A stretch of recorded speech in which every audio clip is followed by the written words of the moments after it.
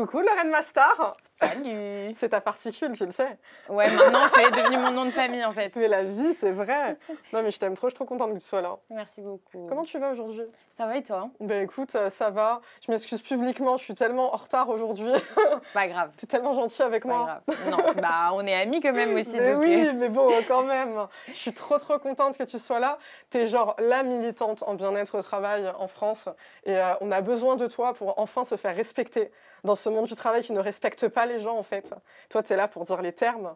Donc merci. Merci pour ton travail. C'est du travail de créer du contenu. On a trop tendance à l'oublier en fait. Merci de le dire. Non parce mais que voilà. c'est souvent remis en question. Grave. Mais oui, c'est un travail. Non, mais c'est pas juste allumer la cam et dire voilà, aujourd'hui je vais vous parler des arrêts maladie. C'est sourcé, tu te documentes, il y a de la veille. Voilà, et puis je sais pas si tu les scriptes ou pas tes vidéos, mais en tout cas, j'imagine que c'est pas en une traite comme ça, c'est du taf, il faut le dire. Ouais, tout est scripté, tout est écrit en amont. Ça se sent, c'est très carré et du coup très agréable à regarder. Merci. Love. Donc je vais quand même te présenter un petit peu mieux que ça quand même. Okay, on est sérieuse. Mais ça sera resté dans l'interview, t'inquiète, on assume tout. On assume l'amour envers toi, mon bébé. Donc Lorraine, tu es militante en bien-être au travail et créatrice de contenu. Tu as plus de 350 000 abonnés donc sur TikTok et 20 millions de likes. 140 000 abonnés sur Insta, c'est une totale dinguerie quand on sait que tu y es depuis pas tant de temps que ça. Donc bravo, ascension de ouf. Ton pseudo sur les deux, c'est Lolévi, mais de toute façon, on mettra tout ça en description. Moi, j'ai envie de te poser une grande question pour ouvrir l'interview. Le bien-être au travail, c'est quoi pour toi et est-ce que les entreprises, elles sont au niveau aujourd'hui ? Alors, le bien-être au travail, c'est littéralement être bien dans son travail. Donc, c'est un état d'esprit. Je pense déjà c'est quelque chose qu'on ressent personnellement, mais c'est aussi collectif, c'est-à-dire être bien avec les autres, être bien dans l'atmosphère de travail, être en phase en fait avec ce que tu fais et être dans une entreprise qui pense à ta santé mentale et au fait que tu ne sois pas un robot, que certes tu es là pour produire et pour être rentable, mais pas que, et que tu es aussi un humain avant tout, et ça c'est quelque chose qu'il faut prendre en considération, parce que si tu vas pas bien dans ton taf, tu feras pas bien ton taf, donc ça a forcément un intérêt qui aujourd'hui, à mon sens, n'est pas assez pris en compte par les entreprises. Moi, je dirais qu'elles ne sont pas encore au niveau. C'est un sujet, ça devient même un sujet à la mode. Et du coup, bon, parfois, c'est un peu du bullshit de parler du bien-être au travail. Et je pense que c'est aussi pour ça que c'est important de relever ce qui ne va pas aujourd'hui, les dysfonctionnements, etc. Et c'est ce que j'essaye de faire. Ouais, il y a du washing de ouf, mais ça, tu fais bien d'en parler. Ouais. Et en même temps, moi, je trouve ça hyper courageux ce que tu fais parce que tu es aussi créatrice de contenu rémunérée. C'est un parti pris aussi. Tu sais que tu vas te fermer des portes, mais finalement, c'est les portes des entreprises qui peut-être justement se sentent visées et concernées par ce que tu racontes. Complètement. Bah, je pense qu'à partir du moment où tu es un peu militant et engagé sur les réseaux sociaux et que ça devient ton travail, bah, tu fais un choix de te fermer des portes et de potentiellement voir certains contrats te passer sous le nez, mais de toutes les façons, ces contrats, je ne les aurais pas acceptés parce que je n'ai pas envie de m'associer à des entreprises qui maltraitent les salariés ou qui sont pas éthiques, en fait. Donc, c'est un choix et je le regrette à 0%. Après, c'est vrai que ça me ferme des portes dans le monde de l'influence, entre guillemets, mais ça me ferme aussi des portes si demain, je veux retrouver un travail normal. On va parler de ceux qui ne le comprennent pas et qui me fatiguent profondément et qui sont tes détracteurs. Et qui disent sur les réseaux que tu enfonces des portes ouvertes quand tu parles de bien-être au travail, que tout va bien, que tu exagères, que tu noircis le tableau. Comme si c'était pas réel qu'aujourd'hui, je répète, ça fait 2 ans que je radote le même chiffre et j'en aurais plein d'autres à te citer. 44% des salariés sont en situation de détresse psychologique, on a plein d'autres chiffres. Mais apparemment, tu noircis le tableau et tu es négative. Qu'est-ce que tu réponds à ces gens-là ? Bah, s'ils pensent que tout va bien et que j'exagère, j'ai envie de dire qu'ils ont vraiment de la chance parce que ça veut dire qu'ils sont épargnés. Donc, bah, tant mieux pour eux, mais peut-être qu'ils peuvent un petit peu penser aux autres et être un peu plus dans l'empathie. Moi, si je parle de bien-être au travail, de harcèlement, de management toxique, c'est parce que je sais de quoi je parle, que c'est du vécu et parce que je reçois aussi des témoignages tous les jours. J'invente rien. Tu vois, tu as cité un chiffre, mais il y en a plein d'autres. Aujourd'hui, il y a vraiment beaucoup de salariés qui se sentent mal en fait au quotidien. C'est juste un fait. Maintenant, en parler, est-ce que j'enfonce des portes ? Bah, dans ce cas-là, ne pas regarder mon contenu serait peut-être la solution. Mais moi, je pense que c'est important aujourd'hui ce que je fais. J'ai l'impression que j'aide des gens. J'ai l'impression que ma parole a un impact.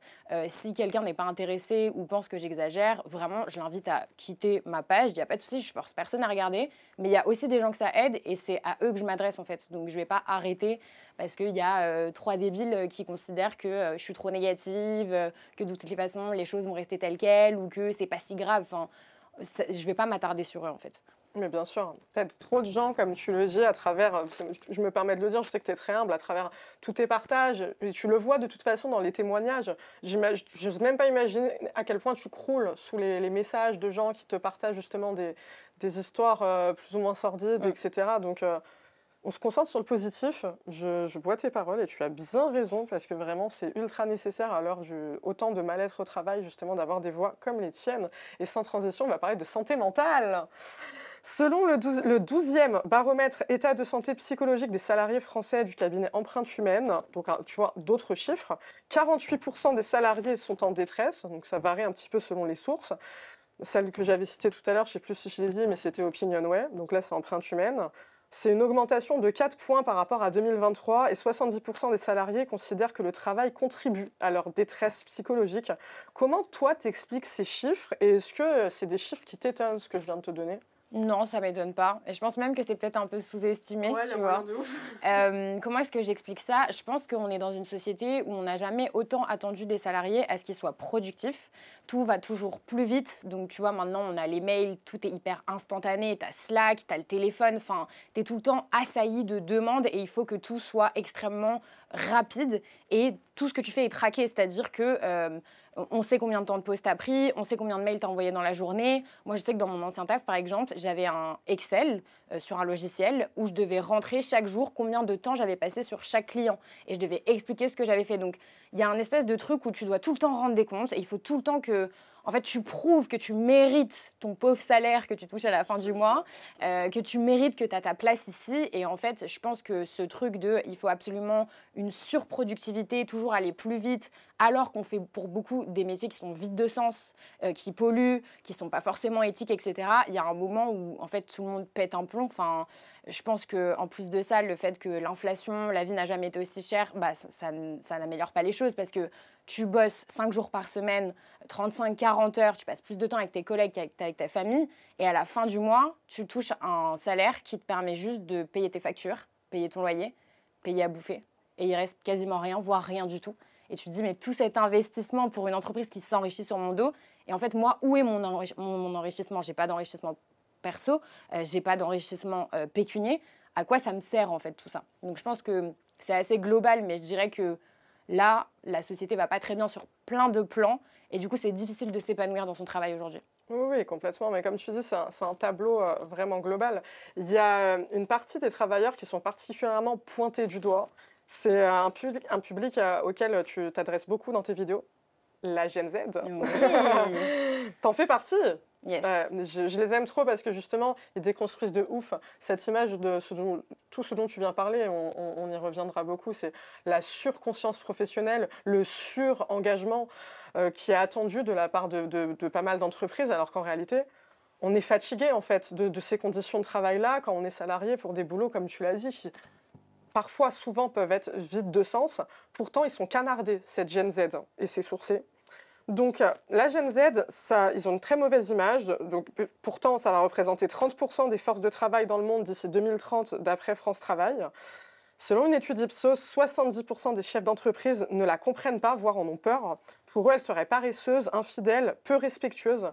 Qu'est-ce que tu réponds à ces 70% de chefs d'entreprise qui ont cette vision, cette image-là, de pourtant ce qui va devenir majoritaire très rapidement, enfin majoritaire en tout cas, qui va vraiment investir majoritairement le monde du travail, quoi. Je pense qu'ils n'ont rien compris. C'est ouf. Je pense qu'ils n'ont rien compris et je pense qu'ils se trouvent des excuses à ne pas évoluer et à ne pas être plus éthiques et plus responsables dans leur méthode de management.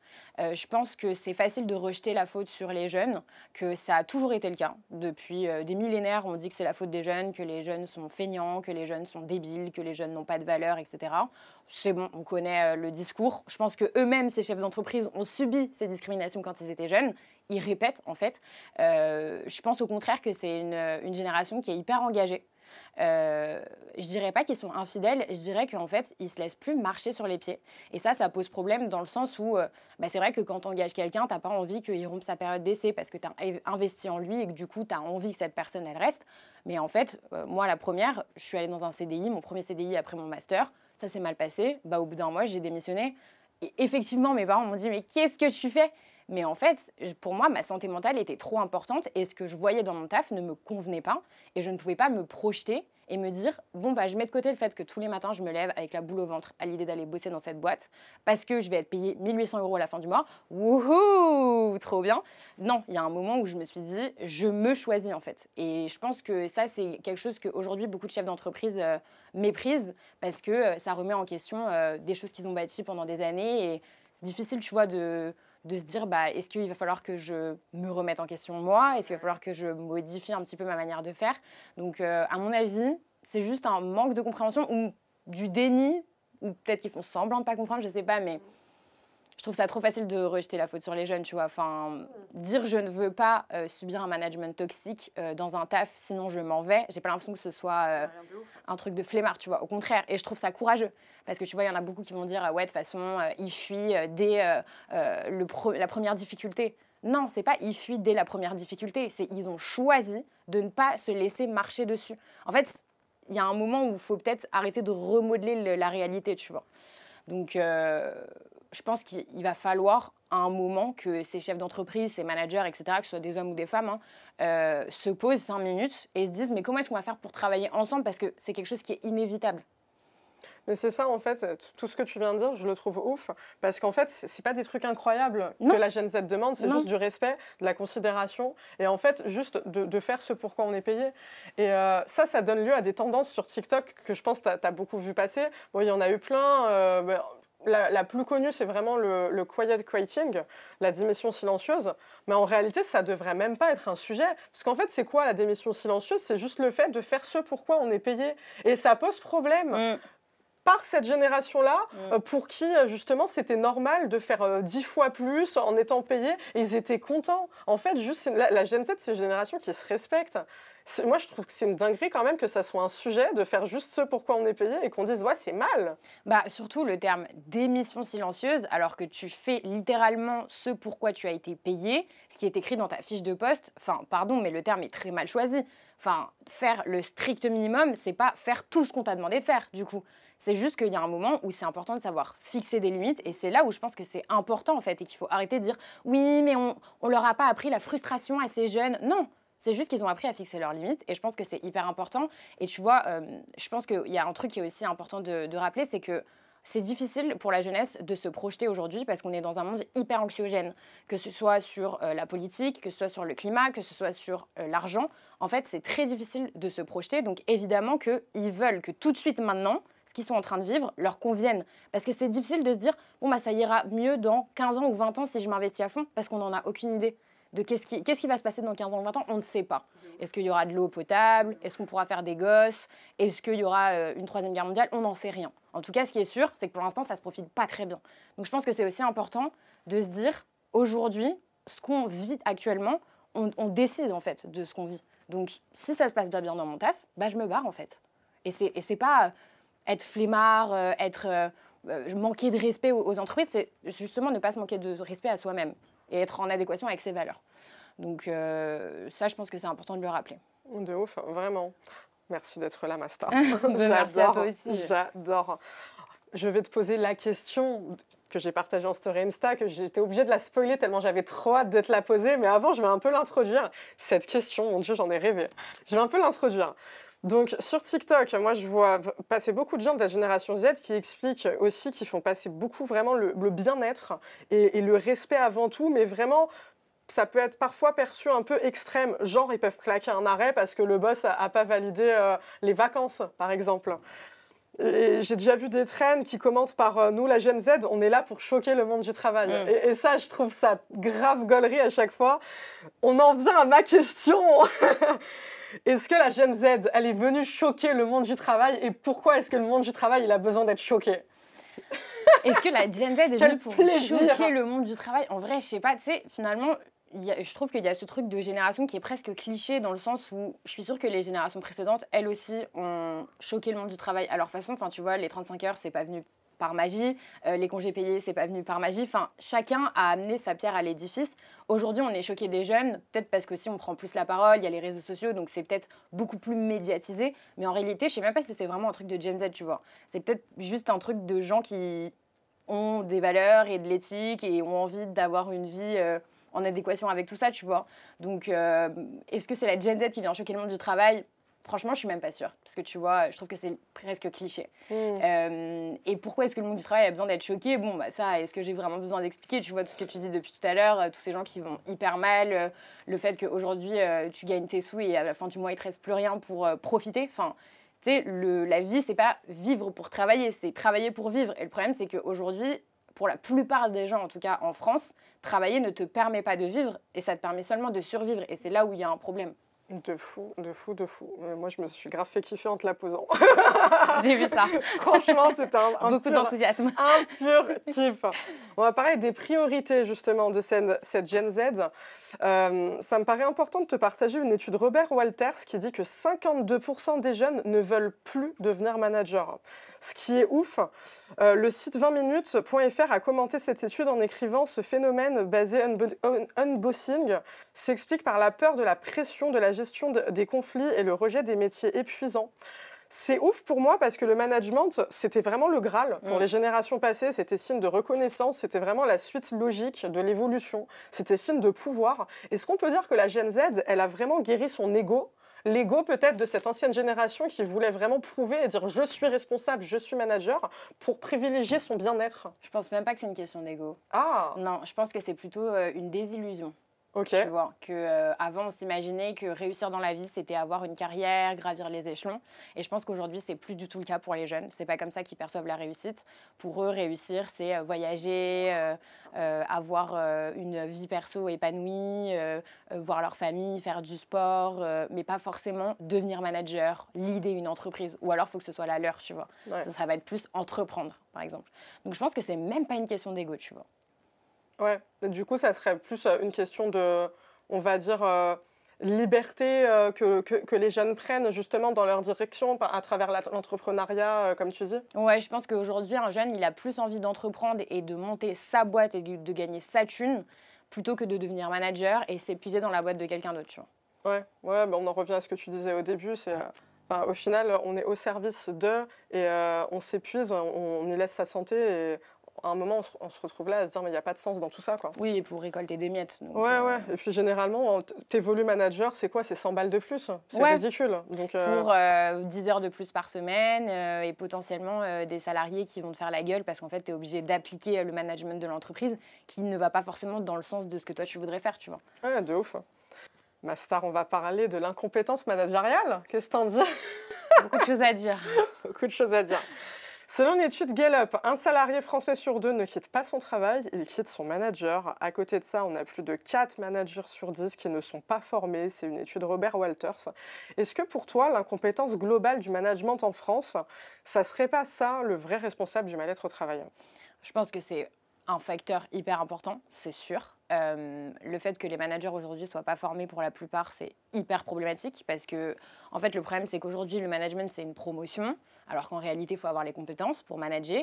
C'est genre, tu es là depuis longtemps, tu as fait tes preuves, bon, bah, vas-y, c'est bon, on te passe un poste au-dessus parce qu'en fait, il n'y a pas d'autres évolutions qui sont possibles dans la boîte.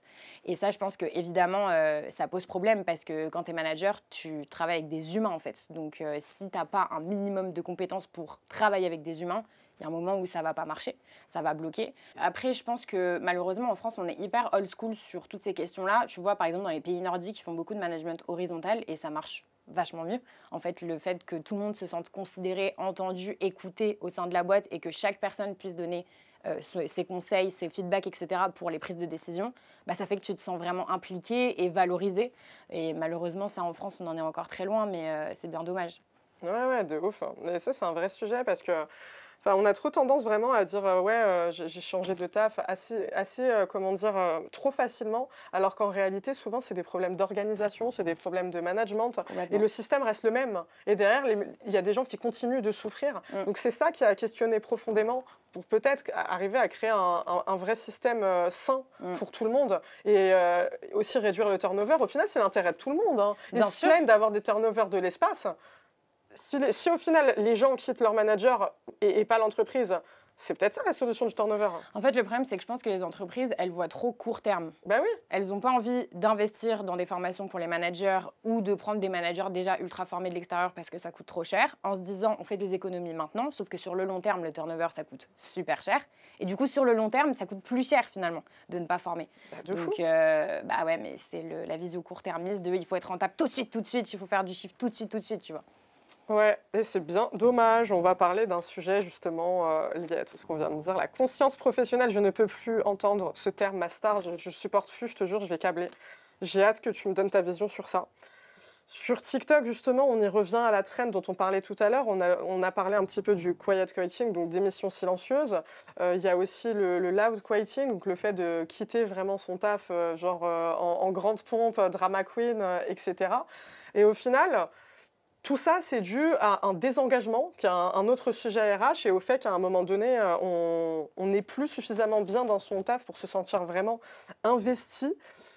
Moi, sur TikTok, j'ai vu pas mal de commentaires comme « les jeunes ne veulent plus bosser » ou encore « de mon temps, on bossait sans compter et on n'est pas mort. Cette génération a perdu la conscience professionnelle. » Est-ce qu'on peut juste redéfinir 2 minutes la définition de conscience professionnelle?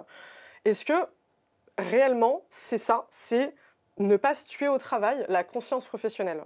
La conscience professionnelle, c'est juste faire ton job comme on te l'a demandé correctement en respectant les gens. Donc, c'est pas bosser 70 heures en étant payé 35, c'est pas laisser ton manager te gueuler dessus. Enfin, j'ai l'impression que maintenant, c'est devenu le truc pour culpabiliser les jeunes en mode t'as aucune conscience professionnelle, de toute façon, t'es pas corporate, entre guillemets. Ouais. Et ça n'a rien à voir, en fait. Enfin, c'est vraiment l'excuse pour nous faire passer pour des gros flemmards et des gens pas sérieux. Enfin, je trouve que c'est ridicule en fait. Enfin, j'arrive même pas à comprendre à quel moment est-ce que tu dis moi je travaille comme un chien pour pas grand chose et j'en suis pas mort, mais en fait je suis sacrément navrée pour toi et tu devrais pas souhaiter ça aux autres. En fait, tu devrais souhaiter aux prochaines générations que ça se passe mieux et pas de refaire encore et encore les mêmes schémas toxiques.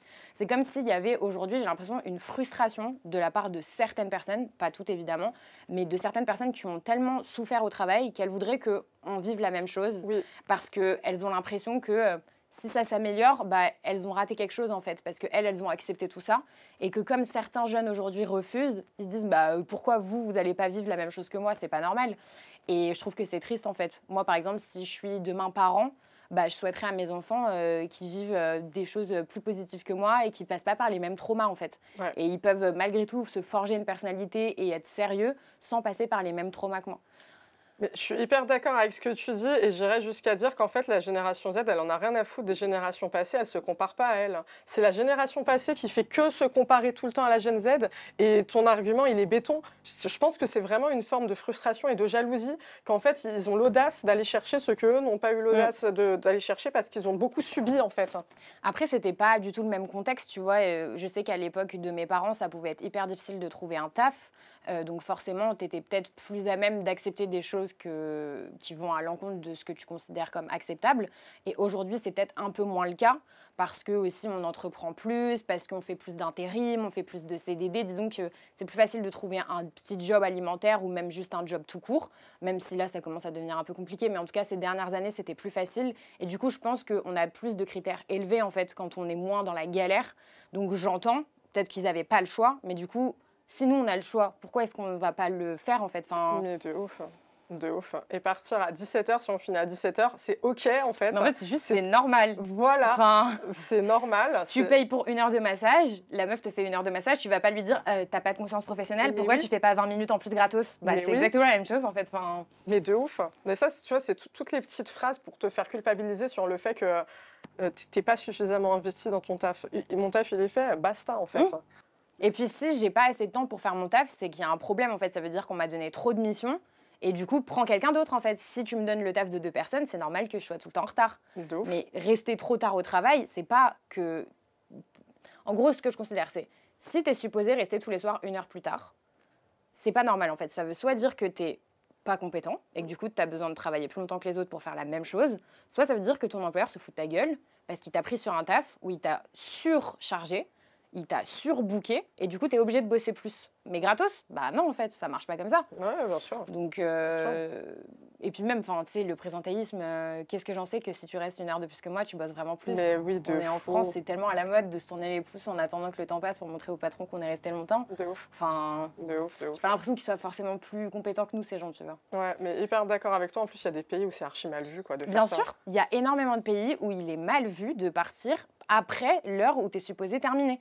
Dans les pays nordiques notamment. Ah ouais. On considère justement que bah y a un problème, t'es pas compétent, Ouais. qu'est-ce qui se passe, il y a quelque chose qui va pas bien, tu veux qu'on se fasse un point. Il y a des managers dans d'autres pays, ça prouve bien que c'est problématique de penser comme ça en France. Si tu restes tous les soirs plus tard, ils vont te convoquer et ils vont dire là par contre ça va pas du tout, faut qu'on se parle. Donc ça prouve bien que cette mentalité elle peut changer en fait. Bien sûr, on ne veut pas de soumission dans le monde du travail. On se lève et on se fait respecter. Et on surtout se fait ça suffit respecter. le bénévolat quoi. Ah mais de fou, ouais, à fond. À fond, on est là, en fiche de poste, on respecte, zéro culpabilité à avoir. Complètement. Voilà. Ça, je pense que c'est important à vraiment à préciser, c'est on nous fait trop culpabiliser quand on est salarié sur un ci ou un ça. Si la mission est remplie, c'est l'essentiel, quoi. Complètement. De ouf, ma star. Merci beaucoup De d'avoir rien. été là. C'était exceptionnel de t'avoir. J'adore parce que tu es une oratrice de ouf. Et je te le dis avec tout le cœur du monde. Et c'est pas parce qu'on est amis, c'est que toi, tu sais de ouf aller à l'essentiel. Et tac, tac, tac. C'est concis, c'est clair, c'est carré. Et comme tu le dis si bien sur TikTok, je sais pas si tu as laissé la même bio qu'à l'époque, tu dis les termes. Ouais, C'est toujours là parce que tu dis toujours les termes. On t'aime pour ça. Merci, Merci pour tout ce que tu incarnes. On t'aime très fort. Et du coup, comme tu le sais, ça s'appelle Check le média. Et si ça te va, on se fait un petit check de fin. Yeah! Hey, Le check toujours un peu moite-moi. Non, t'inquiète, comme ça, comme tu veux, je m'adapte. Merci ma star, Merci à franchement. toi. Love sur toi, t'es au top et que du kiff. Et on se respecte Le dans cœur le de la monde du Gen Z. travail. Le cœur de la Gen Z, absolument. On vous aime la Gen Z.